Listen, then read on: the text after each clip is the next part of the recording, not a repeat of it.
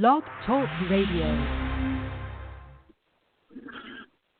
Good evening, morning, afternoon, everybody, wherever you are, depending on where you listen to this at, and a happy Rusev Day from your new United States champion. I would like to thank you guys all for listening to my podcast throughout the year. I've got some great stuff coming up in 2019 that I'm going to be putting out.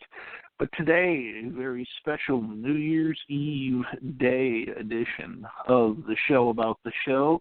Trying to make my way through the beat writers in baseball, get every team covered.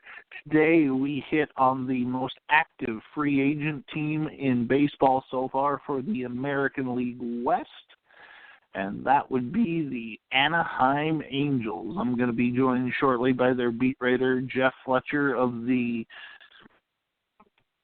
Orange County Orange County Register, and he will join us, and we're going to talk about kind of an upheaval actually for the Angels. They have a brand new manager for the first time in over 20 years, or almost 20 years. We're going to talk about that. We're going to talk about Shohei Otanis' injury, his Tommy John surgery. We're going to talk about Mike Trout being the best player in baseball. We're going to get his thoughts on the Hall of Fame.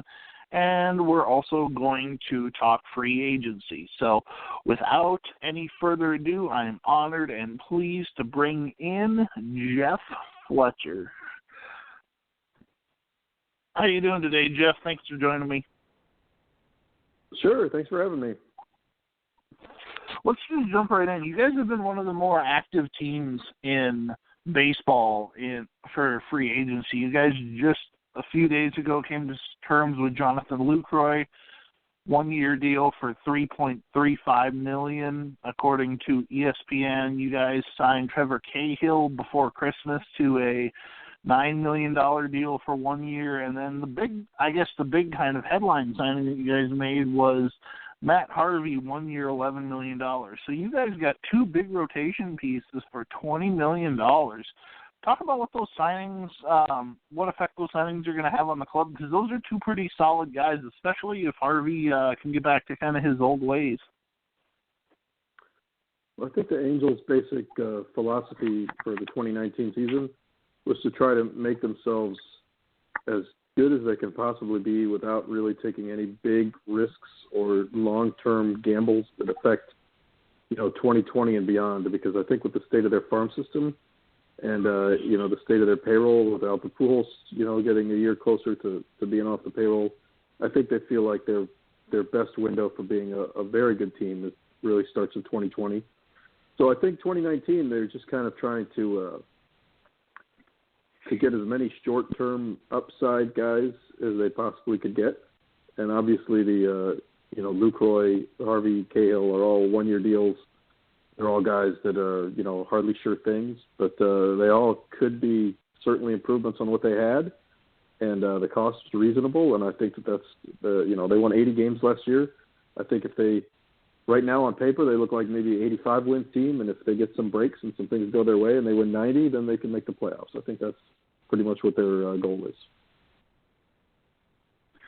Now, one of the guys they actually lost was Matt Shoemaker, who's a long-time Angels pitcher. He signed just recently, I believe it was a day or two ago, with the Blue Jays. He was actually pretty underrated. I mean, he ended up having a 3.76 career with the Angels. When you look at this rotation kind of going forward, can you kind of lay out 1 through 5? Well, I can tell you what the top 5 are, but the order that those 5 would go in is up for debate. Tyler Skaggs, okay. Andrew Heaney, Matt Harvey, Trevor Cahill, and Jaime Barria. Those are the top 5. I think the Angels would love to get 150 starts out of those 5 guys, and they'd feel pretty good about it. Who's going to end up pitching the best out of that group is anybody's guess. I think Skaggs was really good last year till he got hurt, and I think they feel like he can be, an all-star caliber pitcher. Obviously, Matt Harvey could be that if he comes back, and they saw some signs last year that they think he is returning. And, Cahill, Heaney, Berea, all those guys could be number 2s to number 5s. So we'll see what happens.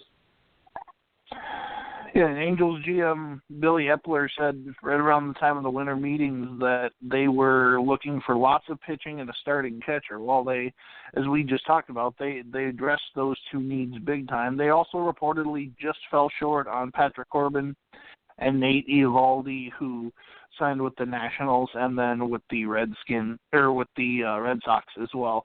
You guys also signed an interesting bat. You signed Justin Bour to a 1-year deal. He's a left-handed hitter. He played for the Marlins for most of his career, got traded to the Phillies last year. Where does Bourne project kind of on that team? Is he going to be the backup first baseman to Pujols? Is he going to be the DH? Where does he slot in?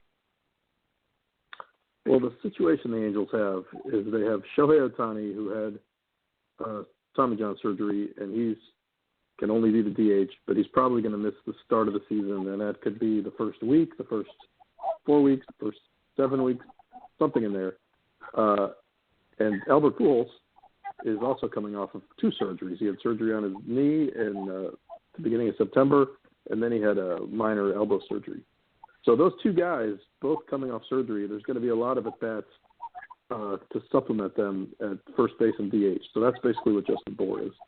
I think, at the very beginning of the year with Ohtani on the DL, they're probably going to have Bour at first and Pujols at DH most of the time. When you have all 3 guys healthy, then it's going to be a real juggling act for Brad Ausmus. I think it's going to be very interesting if Bour is out producing Albert Pujols, if Albert Pujols just becomes a bench player, because up to this point, despite his numbers not being his Pujols level, they still haven't had anybody better to really take playing time from him. So he's still played almost all the time when he's been healthy. But if you have a Bour producing and Ohtani producing, then it's going to be very difficult to justify Albert Pujols playing ahead of either of those guys if all 3 are healthy. So it's going to be a very interesting thing to watch this season. Alden Gonzalez, one of the ESPN writers, spoke to Brad Ausmus, and he was talking about that exact thing about juggling Albert Pujols and Shohei Ohtani at DH. And Ausmus was quoted as saying there's going to be a balance. We don't expect Ohtani to be ready when the season starts. There will be DH at-bats available for Bour. The bigger, more delicate balance is how often Pujols can go to first depending on his knees. That's kind of what you just echoed. So it seems like it's all going to kind of hinge on the health of Pujols and how well Bour produces, as well as kind of how much time Ohtani's going to miss. Yeah, I mean, they got 3 guys and for 2 spots, and 2 of those guys are coming off surgery, so that's kind of the juggling act they have. I would say that probably Bour is probably not going to DH almost ever, because anytime Bour and Pujols can both play, they're going to want Bour to play first to take the strain off of Pujols' legs. And Pujols, like you said too, if Bour outplays him, he could become the most expensive bench player in the history of baseball. One of the guys the Angels added was Trevor Cahill, and he was a really interesting pickup to me. I'm surprised that he only signed for $9 million. He was 7-4 with a 3.76 ERA last year for the Athletics. But if you look at his ground ball rate, is astronomically high. Is there a philosophy within the organization to try and get pitchers who have good ground ball rates, strikeout rates, that kind of thing, or do they get guys who they feel just can kind of help them out? Yeah, that's Billy Epler's big points of emphasis for looking for pitchers is strikeouts and ground balls. He feels like those are pretty much, and it's not really revolutionary. I think we all can figure out that strikeouts and ground balls are good, but that's something they really look at beyond, the ERA, and they really like their infield defense. They have the best shortstop in the world, Andrelton Simmons. So, they feel like if they get a guy that gets a lot of ground balls, that he has a chance to be very successful. Of course, the A's also had a probably better infield defense than the Angels last year. I think all 4 guys were Gold Glove finalists. So you can't necessarily say that Cahill is going to get better with the Angels defense behind him, but he should still have a chance to be good. Yeah, absolutely. the Angels were 80 and 82 last year, so it's not like they fell off the face of the earth. They weren't tanking. So let's talk a little bit about that division. Obviously, you guys have Houston, you have Texas, you have Oakland, and you have Seattle in that division.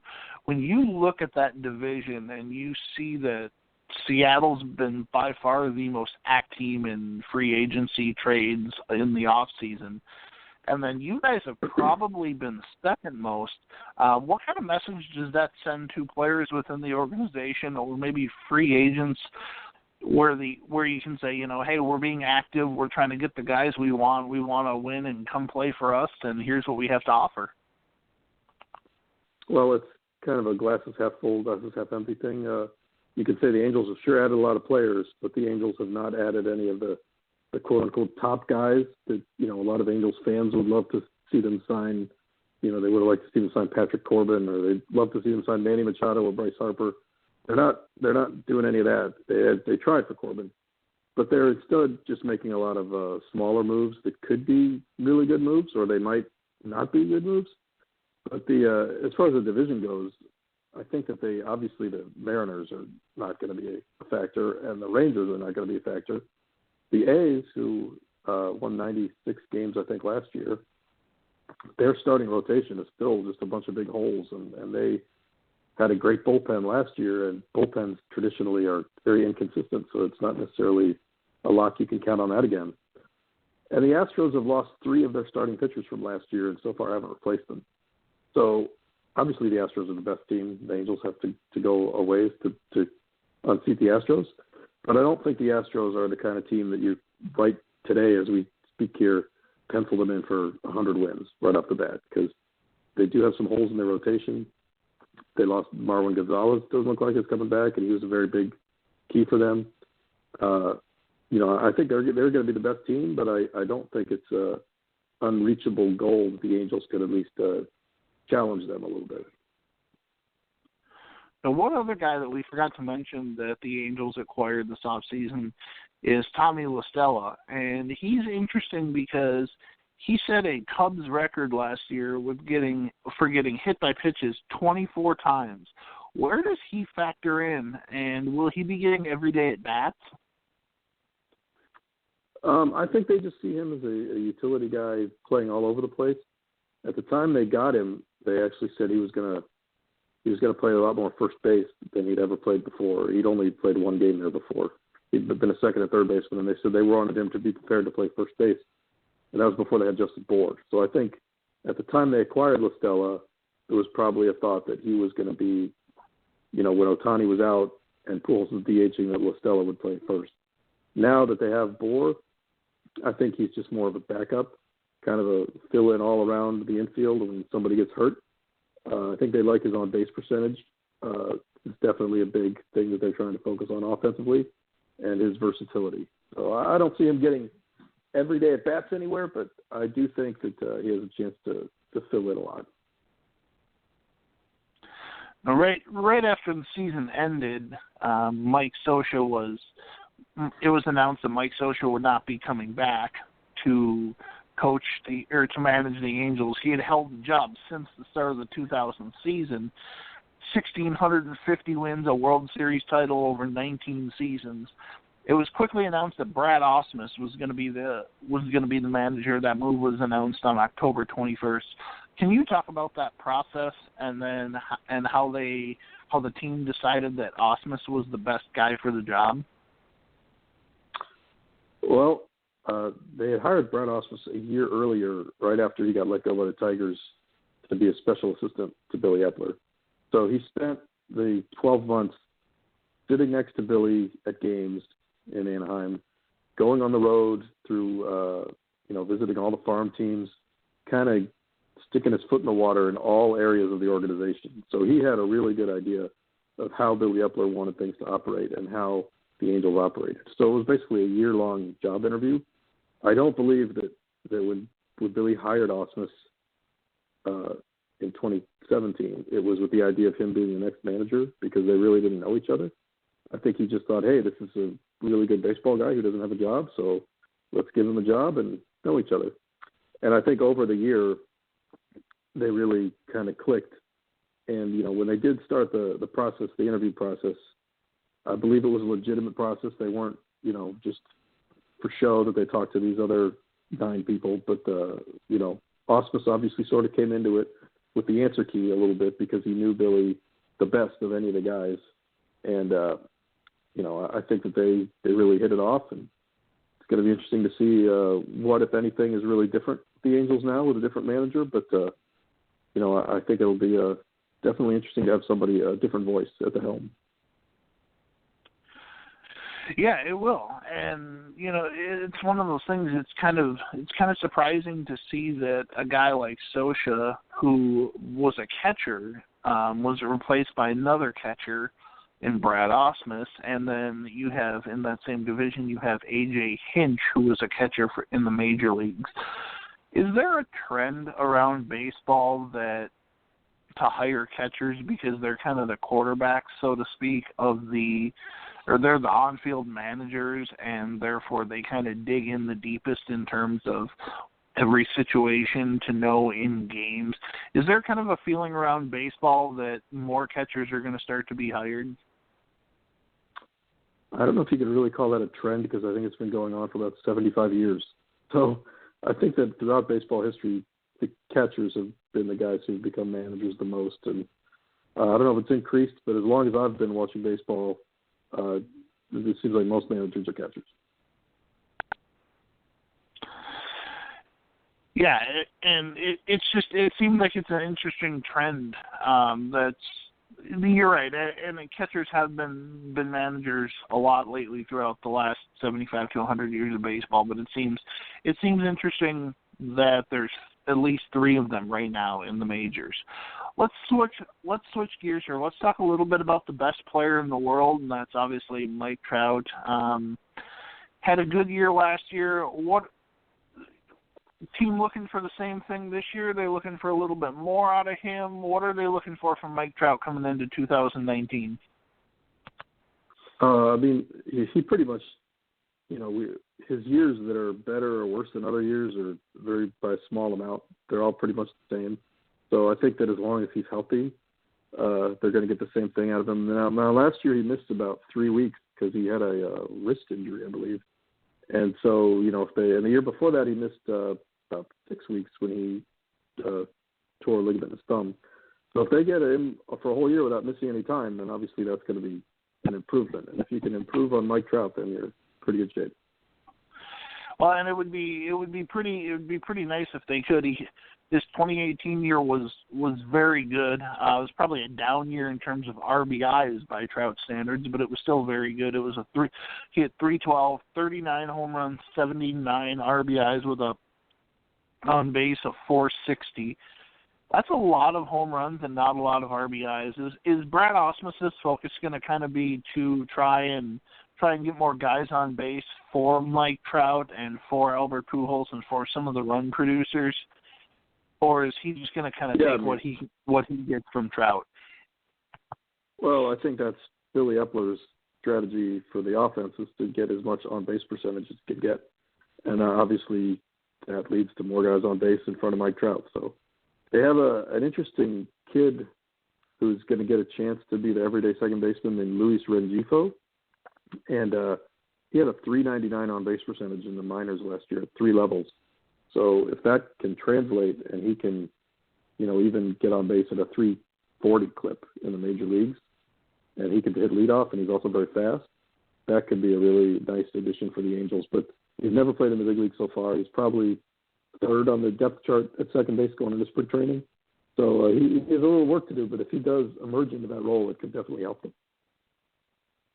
Oh, Jeff, let's switch gears a little bit here. Let's talk about you personally. How did you end up becoming a beat writer? Well, when I was about 14 years old, I decided that going to medical school was too much work. So I decided somebody has to watch baseball and get paid for it. So that's what I wanted to do, and that's pretty much what I've been focused on ever since. And I started off covering baseball in Major League Baseball in 1997. I've been doing it ever since. You work for the Orange County Register. When you is there a stigma out there that people only read newspapers online, like they only read the digital version, and people say, oh, why do you write for a newspaper? Newspapers are kind of dying out. What do you say to people that have that kind of mind frame that, oh, people only read stuff that's online, they don't actually read a newspaper anymore?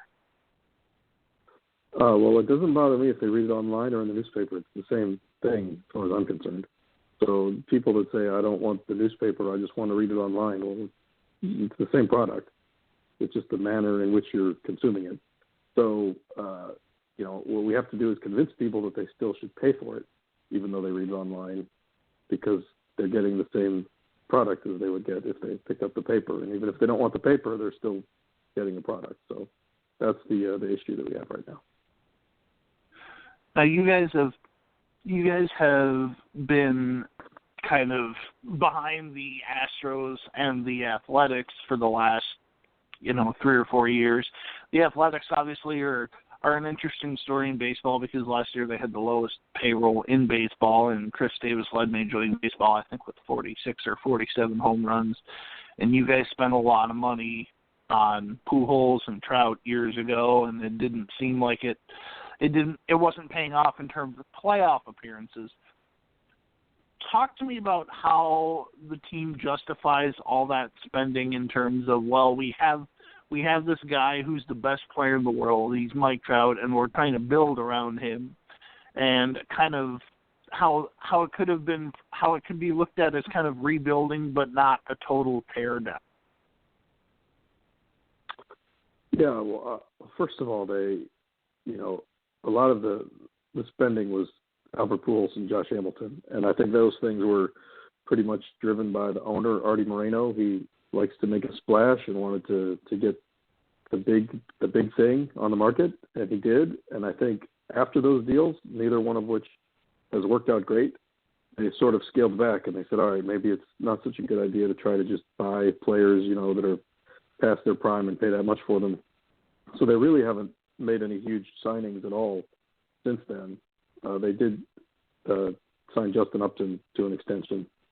They gave him $100 million.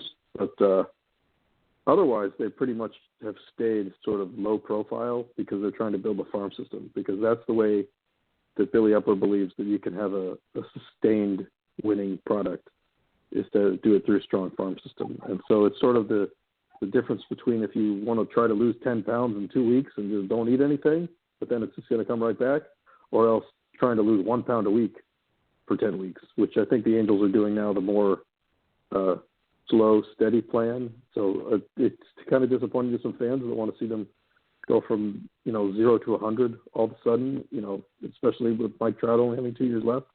But I think the Angels feel like that they have to do it in a more disciplined way to make it sustainable.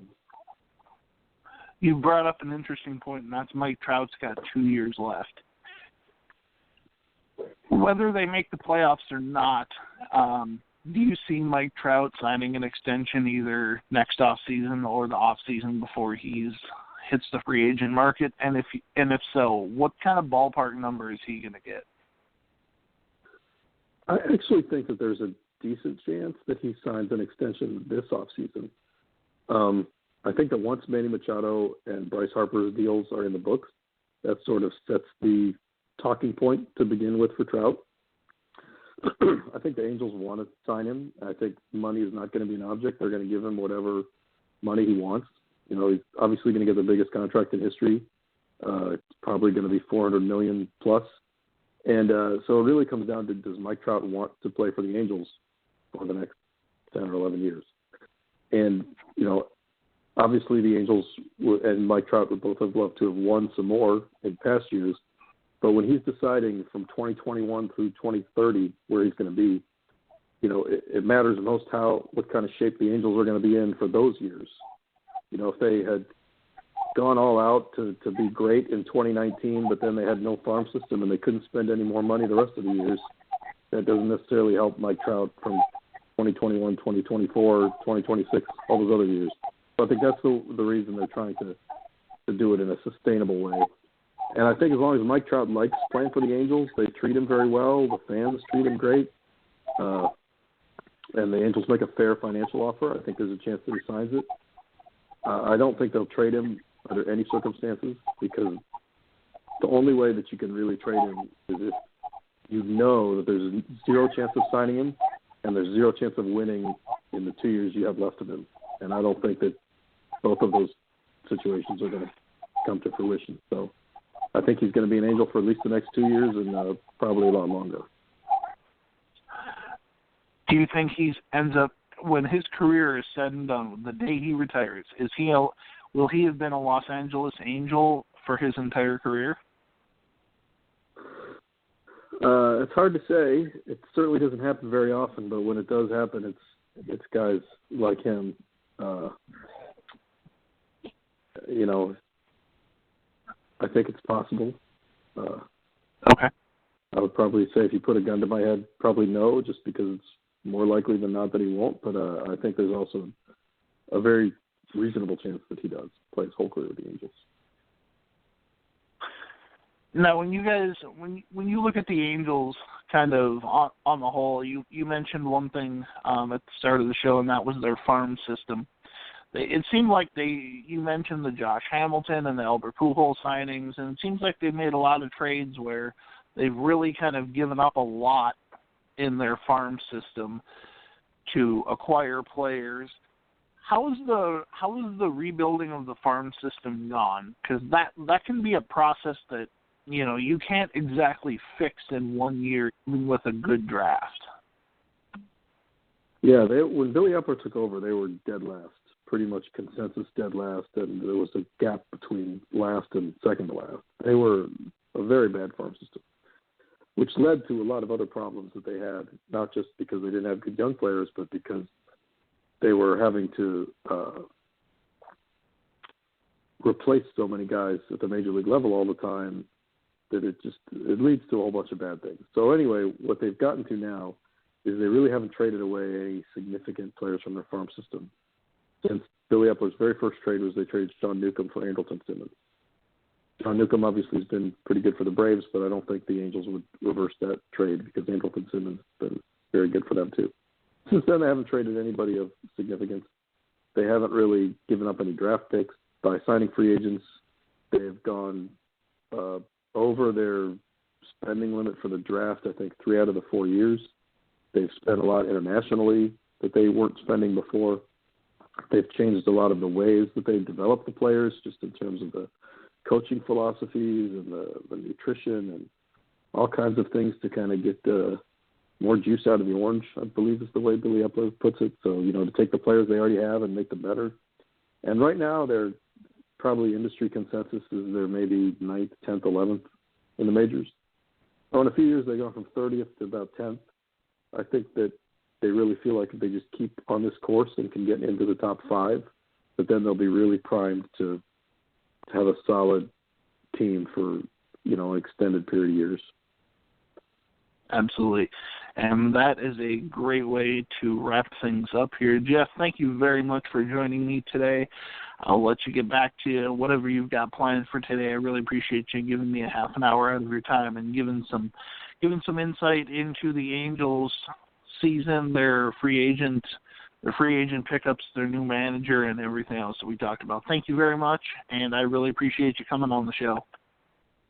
All right, thank you. Thank you.